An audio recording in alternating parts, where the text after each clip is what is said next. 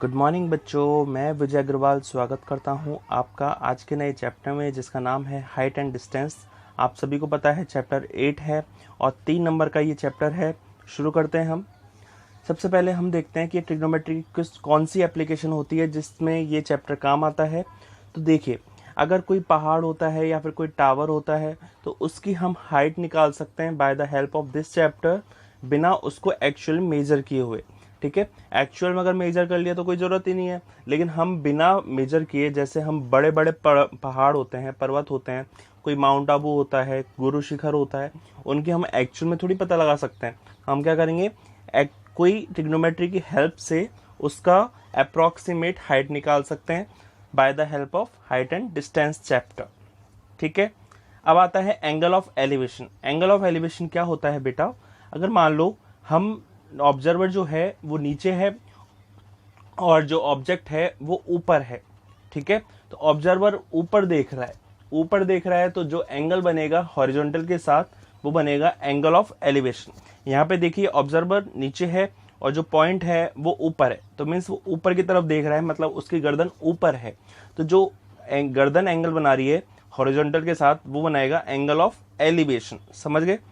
Next है angle of depression. Angle of depression क्या है, अगर ऑब्जर्वर ऊपर है और जो पॉइंट है या फिर जिस ऑब्जेक्ट है जिसको देखता है वो नीचे है, तो हमारी गर्दन को नीचे करना पड़ेगा।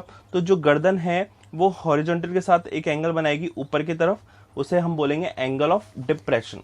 ठीक है, तो एंगल ऑफ एलिवेशन और डिप्रेशन में अंतर क्या है, एलिवेशन में जो पॉइंट होता है वो होता है ऊपर और डिप्रेशन में जो पॉइंट होता है वो होता है नीचे। ऑब्जर्वर उल्टा साइड होता है, एलिवेशन में ऑब्जर्वर होता है नीचे और डिप्रेशन में ऑब्जर्वर होता है ऊपर। ओके, अब बात है क्लाइनोमीटर। क्लाइनोमीटर बेटा क्या होता है, अगर हम देखते हैं तो देखो यहाँ पे एक ट्यूब लगी रहती है, ट्यूब से हम देखते हैं। अब ये ट्यूब अगर मान लो ऊपर की तरफ घूमा तो ये एंगल भी घूम जाएगा और यहाँ पे एंगल शो हो जाएगा किस एंगल से होता है, इस एंगल को बोलते हैं क्लाइनोमीटर।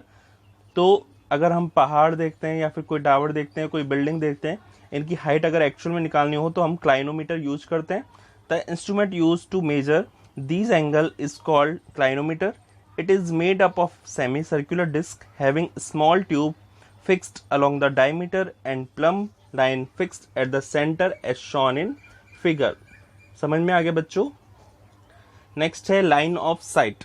लाइन ऑफ साइट क्या होता है, कोई ऑब्जर्वर होता है और कोई ऑब्जेक्ट होता है। ऑब्जर्वर से ऑब्जेक्ट को जोड़ने वाली जो लाइन होती है जैसे ये, उसे हम बोलेंगे line of site. Means observer से पॉइंट या फिर ऑब्जर्वर से ऑब्जेक्ट तक एक लाइन अगर बांध दो या फिर बना दो तो उसे हम बोल देंगे लाइन ऑफ साइट। समझ में आ गया होगा। इस चैप्टर को करने के लिए हमको एक और चीज याद होनी चाहिए। याद है इसको कैसे याद करते थे, पंडित बद्री प्रसाद हर हर बोल सोना चांदी तोल। पंडित बद्री प्रसाद हर हर बोल सोना चांदी तोल। कई बच्चों के मैसेज आए थे, कई बच्चों के कमेंट आए थे कि सर हम ऐसे भी याद कर सकते हैं क्या, पापा बीड़ी पियोगे। हाँ हाँ बेटा, गलत चीज बेटा, ऐसे याद नहीं करते। ठीक है, पंडित बद्री प्रसाद हर हर बोल सोना चांदी तोल। तो ये हुआ हमारा साइन का। साइन का means perpendicular upon hypotenuse. Cos theta बराबर base upon hypotenuse, tan theta equal to perpendicular upon base. Cot theta मतलब base upon perpendicular, sec theta means hypotenuse upon base और cosec theta means hypotenuse upon perpendicular. Sorry, ये perpendicular है, H upon P. ठीक है, ये याद होगा, हमने ट्रिग्नोमेट्री आइडेंटिटी और ट्रिग्नोमेट्रिक रेशो दोनों में पढ़ा है इस चीज को।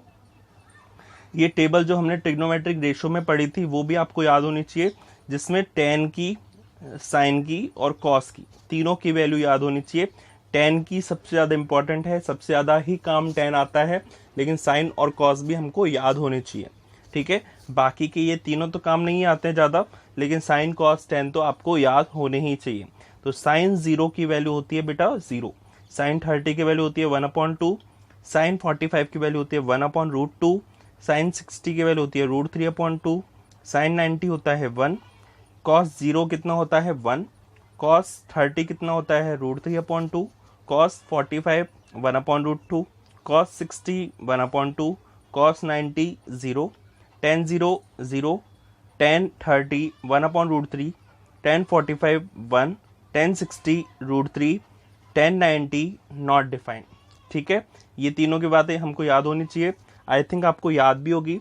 तो हम अब स्टार्ट करते हैं हमारे फर्स्ट क्वेश्चन से।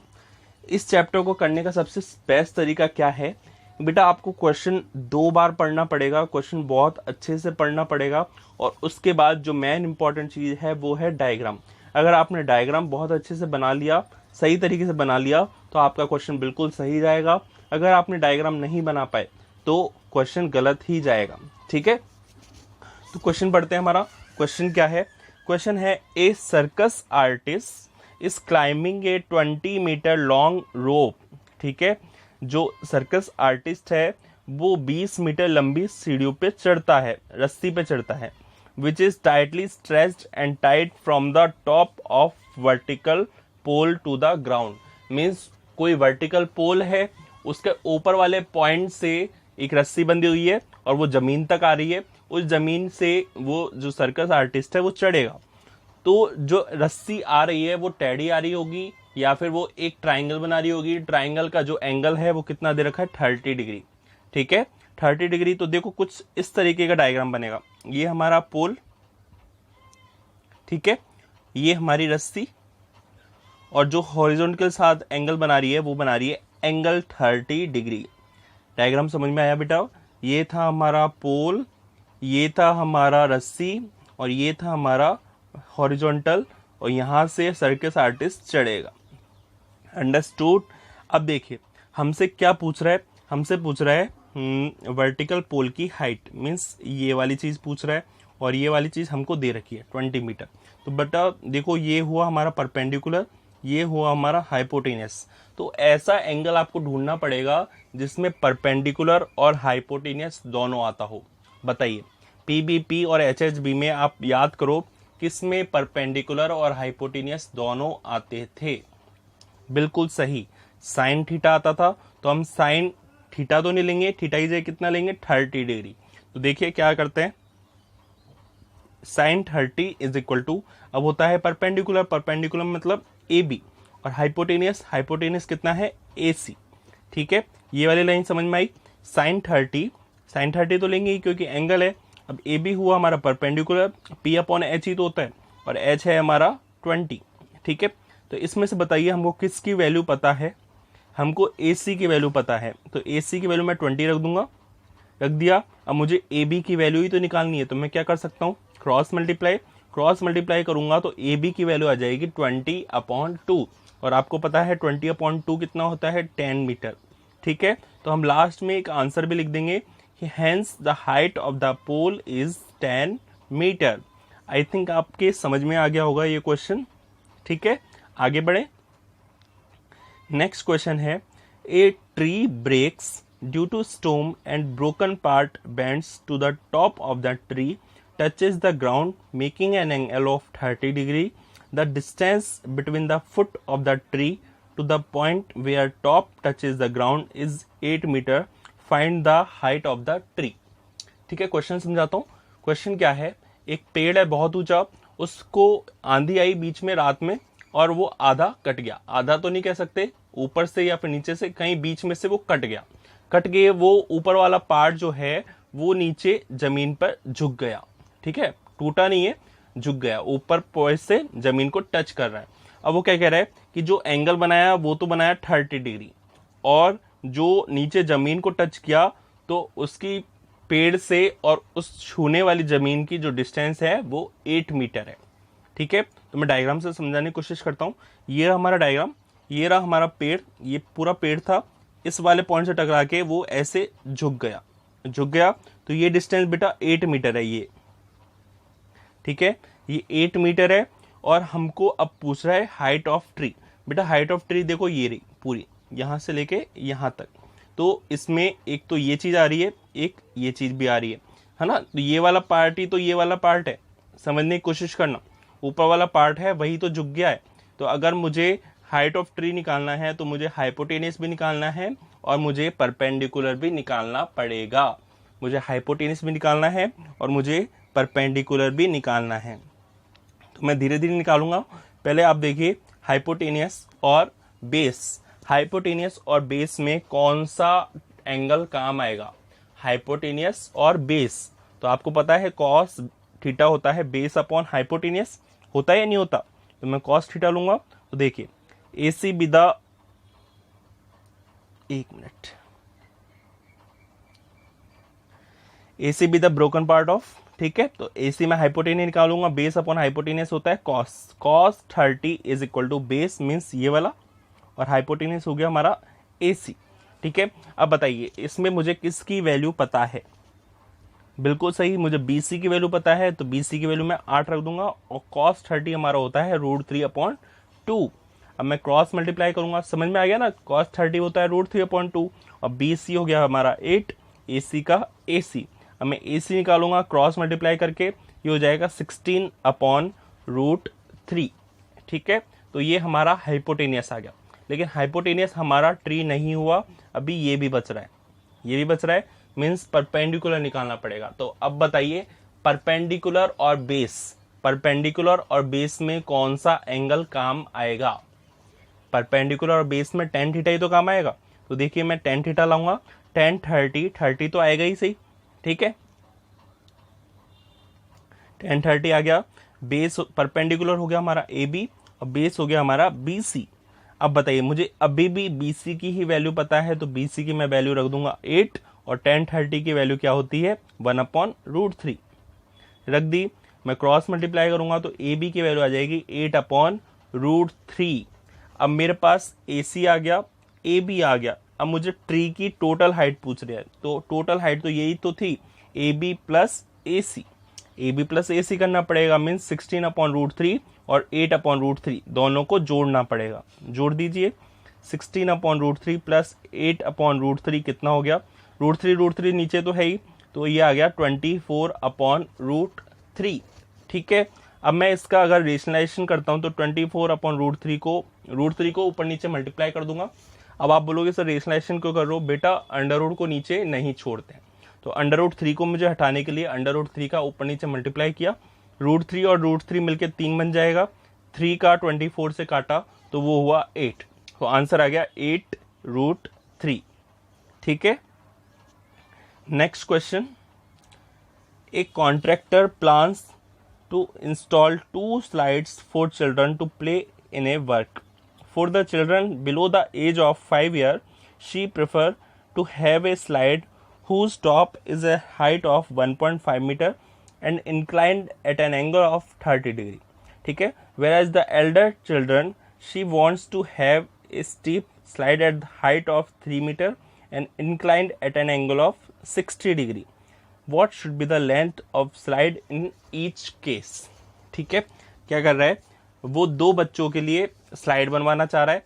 पहले बच्चे के लिए तो क्या है, हाइट होगी 1.5 मीटर और एंगल होगा 30 डिग्री। तो वो पूछ रहा है कि स्लाइड की लंबाई बताइए। तो पहले इसी को देख लेते हैं, बाद में देखेंगे। तो ये हमारा डायग्राम, यहाँ पे 1.5 मीटर तो हाइट है, ये रही, और एंगल हो गया 30। अब वो ये पूछ रहा है AC कितना होगा, ठीक है, AC कितना होगा। तो बताइए, ये हुआ परपेंडिकुलर, ये हुआ हमारा हाइपोटेनियस। परपेंडिकुलर और हाइपोटेनियस में कौन सा एंगल आएगा? साइन आएगा, नहीं आएगा? तो sin 30 इक्वल टू AB/AC। बताइए मुझे किसकी वैल्यू पता है? AB की वैल्यू पता है, तो AB की वैल्यू हो गई 1.5 और sin 30 कितना हो गया? हाफ, रख दी। AC की मैं वैल्यू निकालूंगा तो AC इंटू 1 हो जाएगा AC, और 2 इंटू 1.5 हो जाएगा 3, तो AC की वैल्यू आ गई 3 मीटर। तो हमारा पहला क्वेश्चन हो चुका है। पहले बच्चे के लिए आपको 3 मीटर लंबी स्लाइड लगानी पड़ेगी।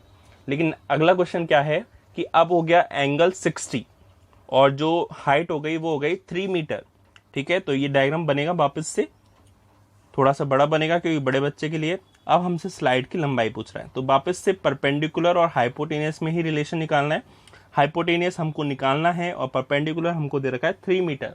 तो वापस से sin 60 लगेगा। sin 60 is equal to PQ/PR। अब मुझे PQ की वैल्यू पता है 3, तो मैंने 3 रख दी। sin 60 √3/2 हो गया। PR की वैल्यू रखूंगा तो PR √3 इक्वल टू 6, तो ये आ जाएगा 6/√3 और इसको सॉल्व करोगे तो आंसर आ जाएगा 2√3। आगे दोनों आंसर, तो पहले बच्चे के लिए हमको 3 मीटर लंबी बनानी है और दूसरे बच्चे के लिए हमको 2√3 मीटर लंबी स्लाइड बनानी पड़ेगी। ठीक है, ये तो थे हमारे एक एक ट्राइंगल वाले क्वेश्चन। अब बच्चों जो एग्जाम में आते हैं वो दो दो ट्राइंगल वाले क्वेश्चन पूछते हैं। ठीक है, तो किस तरीके से करेंगे? The angle of elevation of the top of the tower from a point on the ground which is 30 metre away from the foot of the tower is 30 degree. Find the height of the tower. ठीक है, अभी तो मैं एक ही triangle वाला बता रहा हूं, अगले क्वेश्चन से आ जाएगा। देखिए क्या हुआ, the angle of elevation of the top of a tower from a point on the ground which is 30 metre away. ये 30 मीटर अवे हो गया और 30 डिग्री का एंगल हो गया। Find the height of the tower, ये पूछ रहा है। ठीक है, ये पूछ रहा है और ये दे रखा है। बताइए परपेंडिकुलर और बेस, परपेंडिकुलर और बेस में कौन सा एंगल काम आएगा? बताइए। बिल्कुल सही, tan थीटा काम आएगा। तो ये आ गया tan 30 इक्वल टू AB/BC। ठीक है, अब मुझे BC की वैल्यू पता है। BC की वैल्यू कितनी है? 30 मीटर है, तो मैंने रख दी यहाँ पे, रखा। AB√3 इक्वल टू 30, तो AB की वैल्यू आ जाएगी बेटा 30/√3। 30/√3 का मैंने रेशनलाइजेशन करूंगा तो √3 का ऊपर नीचे मल्टीप्लाई किया, 30√3 तो ऊपर आ गया और नीचे बन गया √3 इंटू √3 3। तो 3 का 30 में डिवाइड दूंगा तो आंसर आएगा 10√3। ठीक है, आगे समझ में? बहुत सिंपल से क्वेश्चन थे। अब आएंगे अच्छे वाले question.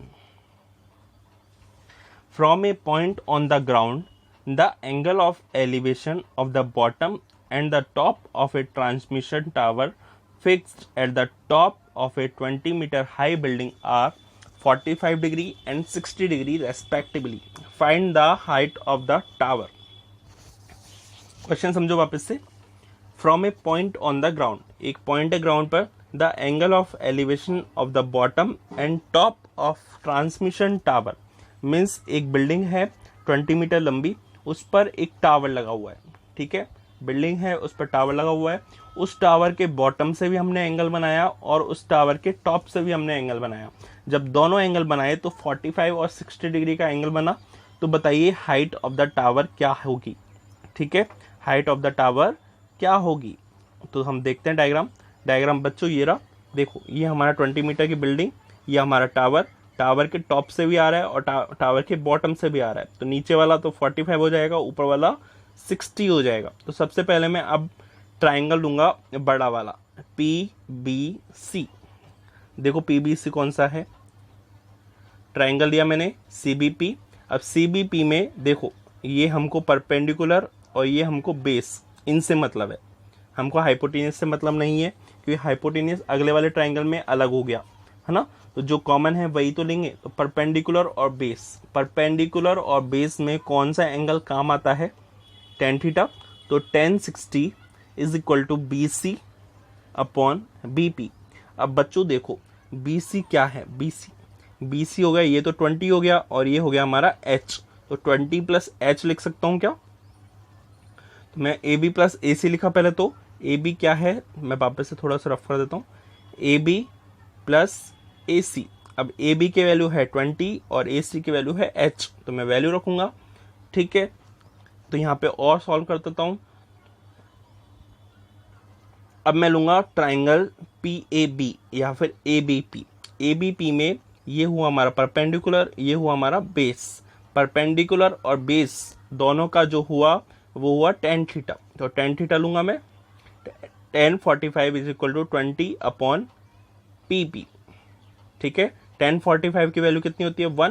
1 is equal to 20। AB की वैल्यू 20 दे रखी है और BP की वैल्यू हमको निकालनी है। तो BP की वैल्यू बच्चों 20 आ गई। अब मैं 20 मीटर यहाँ पे रख सकता हूँ क्या? बिल्कुल रख सकता हूँ।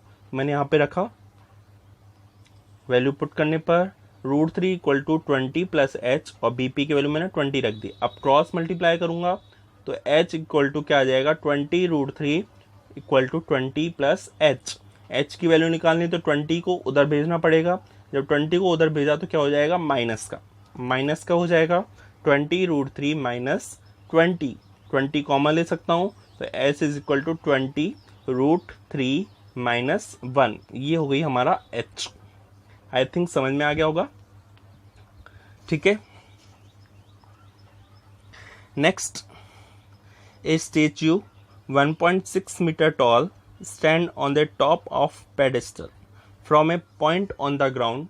The angle of elevation of the top of statue is 60 and from the same point the angle of elevation of the top of the pedestal is 45. Find the height of the pedestal. ठीक है, ये हमारा हुआ pedestal और pedestal पे हुआ हमारा 1.6 का स्टेच्यू। तो बेटा हमको पिछले वाले क्वेश्चन में ऊपर वाला निकालना था, नीचे वाला दे रखा था, लेकिन इस वाले क्वेश्चन में ऊपर वाला दे रखा है और नीचे वाला पूछ रहा है।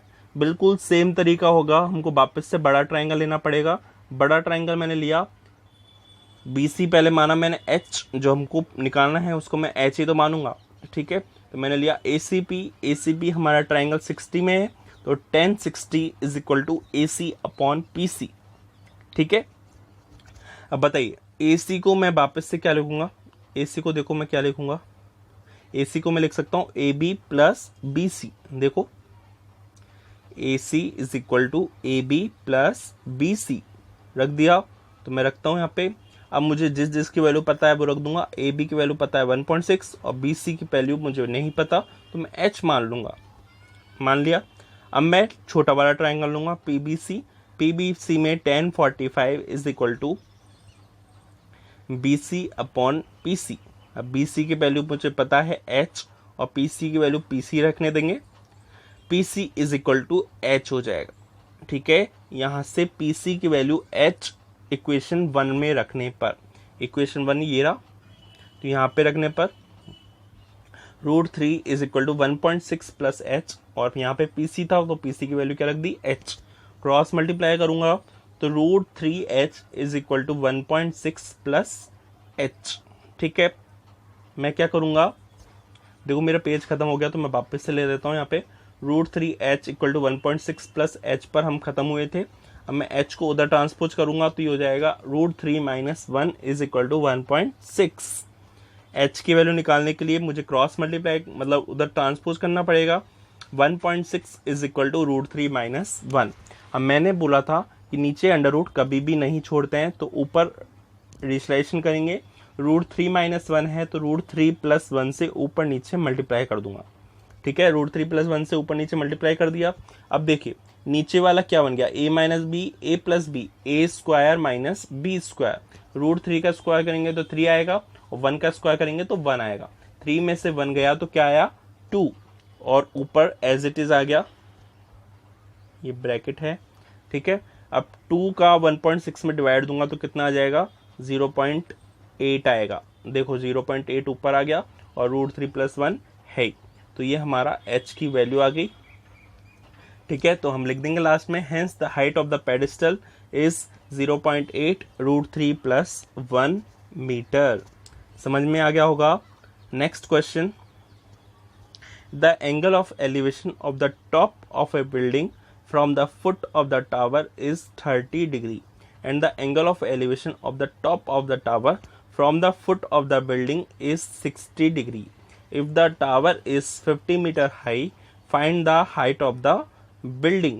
बच्चों देखो, अब आपको टावर दे रखा है और बिल्डिंग दे रखा है, तो आपकी ये समझ में नहीं आएगा कि मुझे किसको बड़ा बनाना है किसको छोटा बनाना है।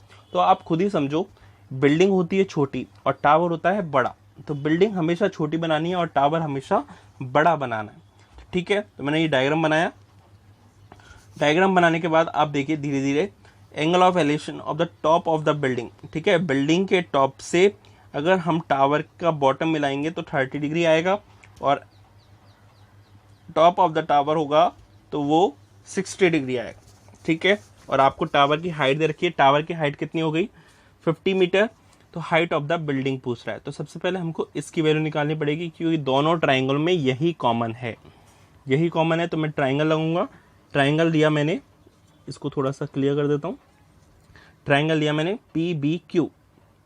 PBQ लूंगा। इसमें ये वाला और ये वाला tan के काम आएगा। tan 60 = PQ/PQ। tan 60 की वैल्यू √3, तो √3 = PQ की वैल्यू पता है 50। Equal to B Q. B Q की वैल्यू कितनी आ जाएगी 50/√3। ठीक है, तो बी क्यू की वैल्यू आ जाएगी। अब मैं दूसरे वाले ट्राइंगल में लगाऊंगा। दूसरा वाला ट्राइंगल कौन सा है, A B Q. A B Q में tan 30 लगाऊंगा। tan 30 is equal to A B upon B Q. अब देखिए बी क्यू की वैल्यू फर्स्ट से रखने पर बी क्यू की वैल्यू कितनी है 50/√3 रख दो। यहाँ पे ए बी की वैल्यू एच, tan 30 की वैल्यू 1/√3। अब बी क्यू की वैल्यू भी रखूंगा। बी क्यू की वैल्यू कितनी है 50/√3।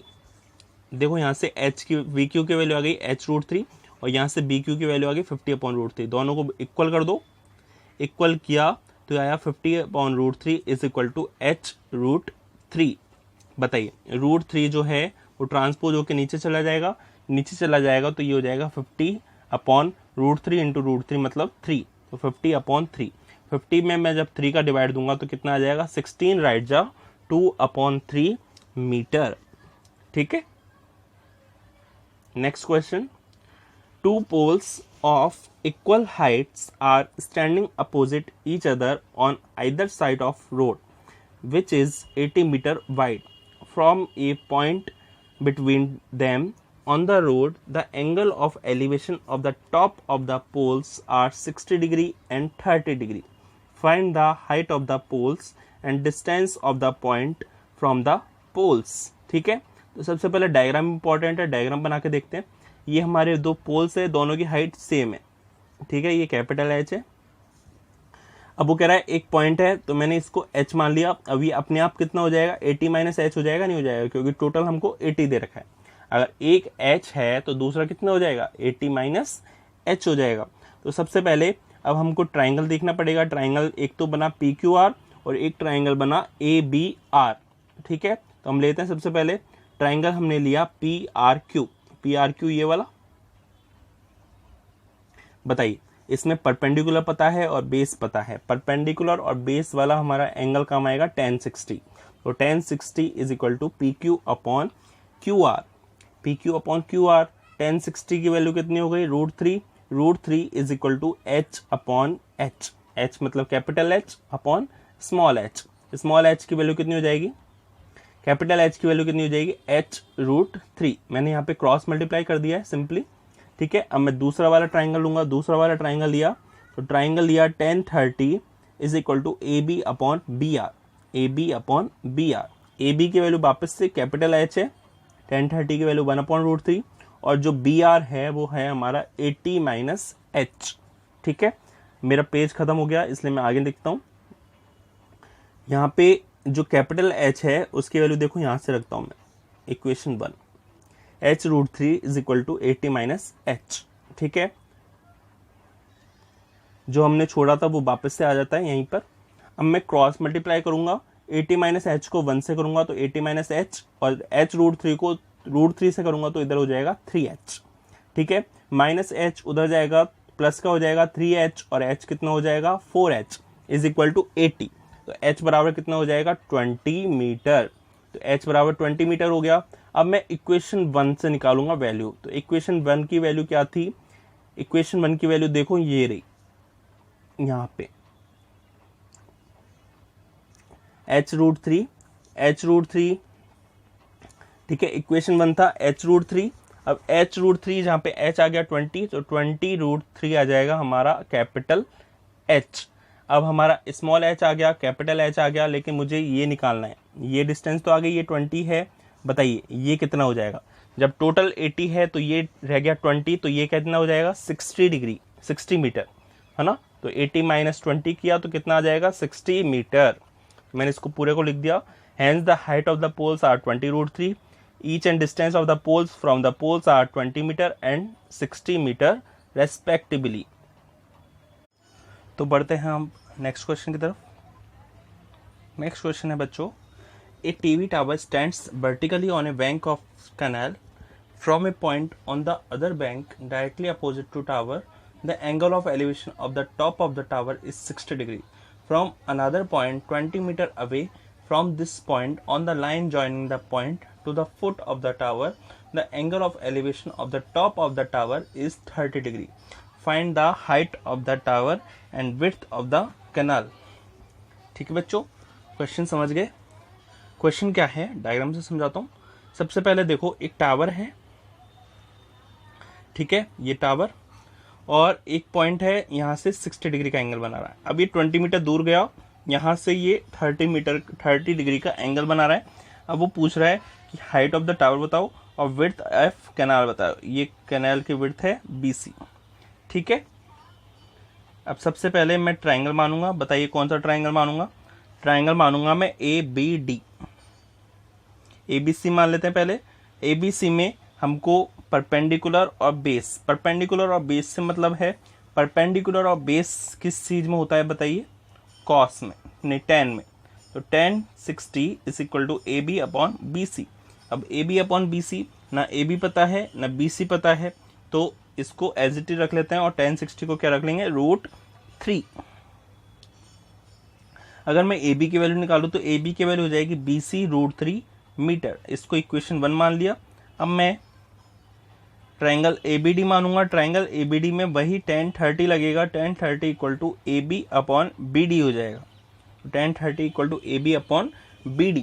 अब मैं BD को क्या लिख सकता हूँ बच्चों? BD देखो, BD हुआ DC प्लस BC, ये पूरा हुआ BD। इसको BC प्लस DC भी तो लिख सकता हूँ, तो मैंने लिख दिया। अब देखो, यहां से मैं AB की वैल्यू भी रखूंगा। AB की वैल्यू कितनी है? BC √3, और CD की वैल्यू रखी, CD कितना है? 20, तो 20 रखा। अब AB की वैल्यू रख दो, AB हो गया BC प्लस 20 अपॉन √3। यहाँ पे AB आया BC √3, यहाँ पे आया BC प्लस 20 अपॉन √3।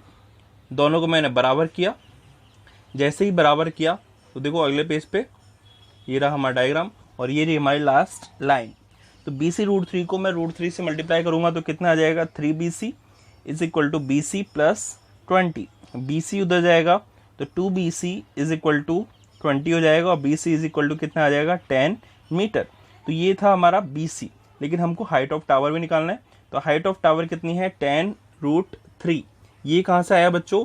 देखो हमारी इक्वेशन जो थी वो थी AB is equal to BC √3। जो AB था वो BC की √3 थी, और BC की वैल्यू देखो यहाँ से आ गई 10, तो मैंने यहाँ से 10 वैल्यू रख दी। 10 √3 मीटर इसकी हाइट आ गई। तो हम लिख सकते हैं height of the tower is 10 √3 और width of the canal is 10 metre, ठीक है। Next, from the top of a 7 metre high building, the angle of elevation of the top of the cable tower is 60 and the angle of depression of its foot is 45. Determine the height of the tower.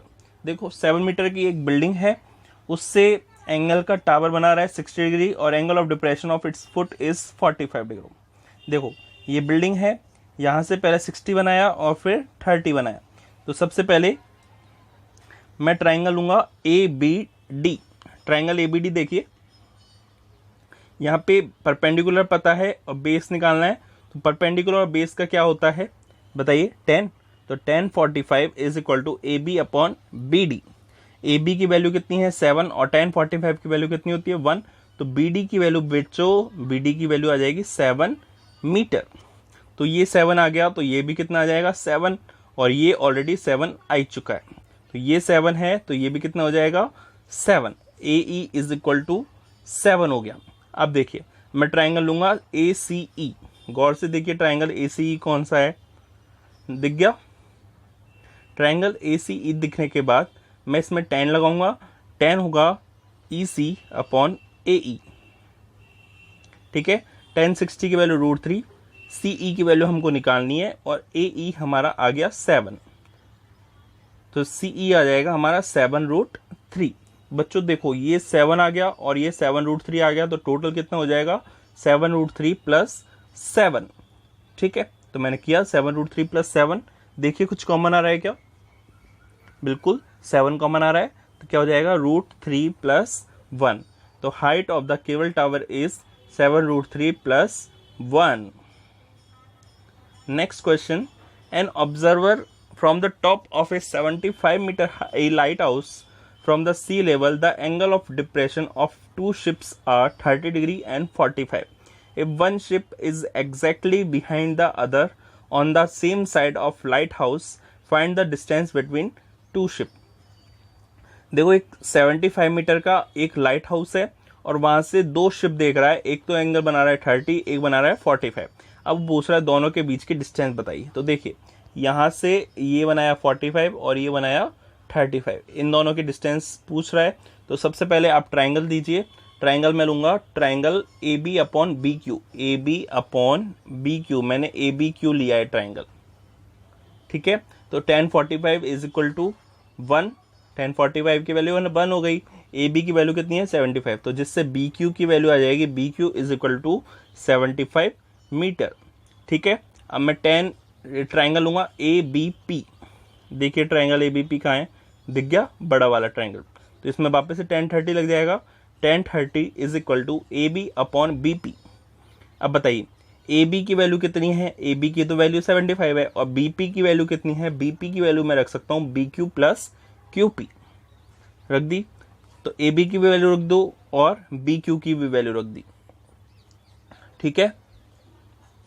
B Q की value मैंने 75 कहाँ से रख दी, equation 1 से, वापस से, ठीक है। अब मैंने ए बी की वैल्यू 75 रखी, तो 75 को √3 से मल्टीप्लाई करूंगा, 75 √3 आ जाएगा और 75 प्लस क्यू पी आ गया। बच्चों ये 75 है, ठीक है, ये 75 को मैं √3 से मल्टीप्लाई करूंगा, 75 √3 हो जाएगा। अब क्यू पी की वैल्यू निकाली तो ये आ जाएगा 75 √3 माइनस 1, ठीक है। तो हमारा आंसर आ गया distance between two ships is 75 √3 minus 1।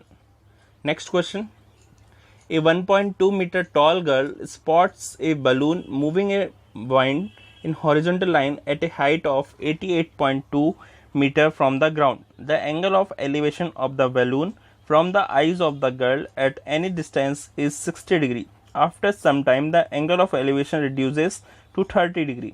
Find the distance traveled by the balloon. बच्चों देखिए, अगर किसी लड़की या किसी लड़के की हाइट दे रखी है, इसका मतलब है आपको जो सामने वाली बिल्डिंग है, टावर है या फिर बैलून है, उसकी हाइट में से बच्ची की हाइट को माइनस करना पड़ेगा, क्योंकि उसका जो कहने का मतलब भी यही होता है कि आंखें होती है ऊपर, तो जो हाइट होती है वो एक्स्ट्रा दे रखी है, तो अपन को हाइट माइनस करनी पड़ेगी। जैसे ये पूरा 88.2 है और ये हमारा 1.2 है, तो इसको इसमें से माइनस करूंगा तो ये क्या जाएगा 87 मीटर, ठीक है। तो टोटल डिस्टेंस में से हाइट को हमेशा माइनस करना पड़ता है, ठीक है। इसके अलावा इस क्वेश्चन में कुछ भी नहीं है। देखते हैं क्या है। A B is equal to P Q 88.2 minus 1.2 is equal to 87 metre आ गया। अब मैं क्वेश्चन शुरू करता हूँ। ट्राइंगल लिया A B C, triangle A B C ये वाला, ठीक है। इसमें ये और ये 1060 equal to A B upon B C. A B की वैल्यू मुझे पता है, ए बी की वैल्यू है 87 और बी सी की वैल्यू मुझे पता नहीं है, तो बी सी आ जाएगा 87 अपॉन √3। अगर मैं √3 से ऊपर नीचे मल्टीप्लाई करता हूँ तो 3 का डिवाइड दूंगा, आंसर आ जाएगा 29 √3, ठीक है। अब मैं ट्राइंगल पी क्यू सी लूंगा, पी क्यू सी वही 10 लूंगा, 1030 is equal to P Q upon Q C, ठीक है। 1030 की वैल्यू 1 अपॉन √3, पी क्यू की वैल्यू 87 और सी क्यू जो है वो है हमारा ये 29 √3 और ये वाला, इनके जो डिस्टेंस हमको निकालनी है बी क्यू, ठीक है। क्रॉस मल्टीप्लाई करूंगा, 29 √3 plus B Q is equal to 87 √3। अब बी क्यू निकालना है तो 29 √3 उधर जाएगा माइनस का, 87 में से 29 √3 जाएगा तो आंसर आएगा 58 √3, ठीक है। ये हमारा आंसर आ चुका है, आप फिगर वापस से देख सकते हैं। अंडरस्टूड। डिस्टेंस लिख दी हमने 58 √3। Next question, a straight highway leads to the foot of the tower. A man standing at the top of the tower observes a car at an angle of depression of 30 degree which is approaching the foot of the tower with a uniform speed. 6 seconds later, the angle of depression of the car is found to be 60 degree. Find the time taken by the car to reach the foot of the tower from this point. ठीक है। सबसे पहले देखिए यहाँ पे एक car है, इस कार को यहाँ पे कवर करने में 6 सेकंड लगा। अब बोल रहा है कि यहाँ से यहाँ जाने में कितना टाइम लगेगा, तो मैंने इसको पी क्यू मान लिया, इसको बी क्यू मान लिया। अब सबसे पहले मैं ट्राइंगल मानूंगा। ट्राइंगल कौन सा मानूंगा, ट्राइंगल ए बी पी। देखिए ए बी पी बड़ा वाला ट्राइंगल दिख गया। इसमें मैं tan 30 लगाऊंगा, tan 30 is equal to A B upon B P. tan 30 की वैल्यू 1/√3 और ए बी का ए बी रहेगा और बी पी की वैल्यू मैं क्या रख दूंगा बताइए, बी पी की वैल्यू रख दूंगा B Q plus P Q. ठीक है, तो यहाँ पे मैंने रखी नहीं वैल्यू, यहाँ पे बी पी का बी पी रहेगा और ए बी √3 लिख दिया, क्रॉस मल्टीप्लाई करके ए बी √3 आ गया। नेक्स्ट अब मैं ट्राइंगल ए बी क्यू लूंगा, ट्राइंगल ए बी क्यू में tan 60 is equal to A B upon B Q. ठीक है, tan 60 की value √3 A B upon B Q, तो B Q is equal to A B upon √3। यहां पे आ गया इक्वेशन सेकंड। अब देखिए जो हमारा पी क्यू है, पी क्यू देखिए, पी क्यू को मैं क्या लिख सकता हूं, यहां पे देखिए जो पी क्यू है वो क्या है, B P minus B Q है या नहीं है, B P minus B Q है और बी पी की वैल्यू देखो कहां से आई, बी पी की वैल्यू है ए बी √3 और बी क्यू क्या है ए बी अपॉन √3।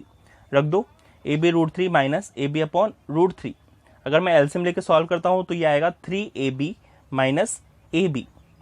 ठीक है, 3ab में से ए बी जाएगा तो कितना बचेगा, 2ab अपॉन √3, 2ab अपॉन √3। अब देखिए जो ए बी अपॉन √3 है वो देखिए क्या है, ए बी अपॉन √3 जो है वो बी क्यू है या नहीं है, ये रहा ए बी अपॉन √3 जो है वो बी क्यू है। अब यहाँ पे आगे 2 लगा है तो मैं इसको क्या लग सकता हूँ, 2bq, और मैं इसकी वैल्यू किसकी निकाल रहा हूँ, पी क्यू की। ठीक है, तो हमारा आ गया पी क्यू बराबर 2bq, पी क्यू बराबर 2bq। ठीक है, तो मैं बी क्यू की वैल्यू क्या निकाल सकता हूँ, हाफ पी क्यू। मीन्स ये डिस्टेंस अगर 2 है तो ये डिस्टेंस 1 हो गई, अगर ये डिस्टेंस 4 है तो ये डिस्टेंस 2 हो गई, अगर ये 8 डिस्टेंस है तो ये कितनी हो गई, 4। ठीक है, तो बताइए अगर किसी कार को दुगनी डिस्टेंस कवर करने में 6 सेकंड लग रहा है तो उसकी आधी डिस्टेंस कवर करने में कितना टाइम लगेगा बताइए। अगर 2x को कवर करने में 6 सेकंड लग रहा है तो x को कवर करने में कितना टाइम लगेगा, ऑफकोर्स 3 सेकंड। तो इसको लिखना पड़ेगा कैसे कि अगर पी क्यू कंप्लीट करने में उसको 6 सेकंड लग रहा है तो हाफ पी क्यू कंप्लीट करने में उसको टाइम लगेगा 1/2 इंटू 6, कितना आंसर आ जाएगा, 3 सेकंड। नेक्स्ट क्वेश्चन और लास्ट क्वेश्चन इस चैप्टर का, इसके बाद हम कंप्लीट करेंगे। The angle of elevation of the top of the tower from 2 points at a distance of 4 metre and 9 metre from the base of the tower in the same straight line with its are complementary, prove that the height of the tower is 6 metre. ठीक है, complementary में आपको बताना चाहूंगा, complementary क्या होता है, अगर एक एंगल थीटा माना और दूसरा मैंने अल्फा माना तो थीटा प्लस अल्फा कितना हो जाएगा, 90 डिग्री। कॉम्प्लीमेंट्री में यही तो होता है, दोनों का टोटल कितना मानना पड़ेगा, 90 डिग्री। तो मैंने एक थीटा माना और दूसरा अपने आप 90 माइनस थीटा मानना पड़ेगा। ठीक है, तो दोनों का टोटल कितना आ जाएगा, 90 डिग्री। तो इसको मैंने 4 मान लिया, इसको मैंने 9 मान लिया। अब मैं सबसे पहले लगाऊंगा tan थीटा, तो tan theta triangle A P B में लिया, ट्राइंगल ए क्यू बी लिया। ठीक है, एबीपी देखिए यहां पे लगेगा tan theta is equal to A B upon B P, लगा दिया। अब ए बी की वैल्यू कितनी है, ए बी की वैल्यू ए बी रहने दो और पी बी की वैल्यू कितनी है, 9, तो मैंने वैल्यू रख दी 9 मीटर। उसके बाद में अब छोटे वाले ट्राइंगल में लगाऊंगा triangle A B Q, triangle A B Q tan 90 minus theta is equal to A B upon Q B. बताइए tan 90 माइनस थीटा कितना होता है, कॉट थीटा, हमने ट्रिग्नोमेट्री आइडेंटिटी में ये पढ़ा है। तो ये हो जाएगा cot theta equal to A B और क्यू बी की वैल्यू कितनी है, 4। अब देखिए इक्वेशन 2 है और इक्वेशन 1 है, अब मैं दोनों को मल्टीप्लाई कर देता हूँ। tan theta into cot theta एक तरफ आ जाएगा और ए बी अपॉन 9 और ए बी अपॉन 4 एक तरफ मल्टीप्लाई हो जाएंगे। तो इधर किया मैंने ए बी अपॉन 9 और A B upon 4 equal to tan theta into cot theta. बताइए A B into A B कितना हो जाएगा, ए बी स्क्वायर, और 9 इंटू 4 कितना हो गया, 36। अगले पेज पे किया, मैंने वापस से उसी लाइन पे आ गया, A B into A B कितना हो गया, ए बी स्क्वायर, और 9 इंटू 4 कितना हो गया, 36। और बताइए tan इंटू कॉट कितना होता है, ये एक दूसरे के अपोजिट होते हैं, तो tan से कॉट कट जाएगा तो इधर बचेगा 1। ठीक है, तो 36 इधर जाएगा 1 इंटू 36 कितना हो जाएगा 36। तो ए बी स्क्वायर की वैल्यू जब 36 है तो ए बी की वैल्यू आ जाएगी ±6, लेकिन जो डिस्टेंस है या फिर हाइट है वो नेगेटिव में नहीं हो सकती, तो डिस्टेंस हाइट कितनी आ गई 6 मीटर। और हमसे प्रूव भी यही करवा रहा था कि प्रूव करो हाइट ऑफ द टावर है 6 मीटर, जो हमने कर चुके हैं। तो बच्चों आपके हाइट एंड टावर डिस्टेंस समझ में आ गया होगा। Thank you.